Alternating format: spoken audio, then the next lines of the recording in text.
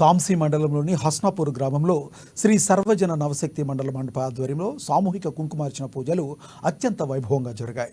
నవరాత్రి ఉత్సవాల్లో భాగంగా మంగళవారం ఉదయం మహిళలు పాల్గొని భక్తి శ్రద్ధల నడుమ పూజలు నిర్వహించి అమ్మవారిని ఆరాధించారు.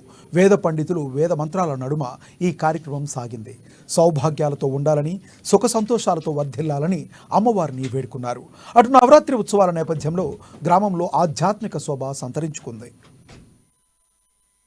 शरवेदन्तवादेवी अहं जनाय समुदं सोमान् जपश्यन्तु शृणोमि माङ्गल्य सर्वतत्त्वपत्निमहे लक्ष्मीरामम्मा నుదుట కుంకుమ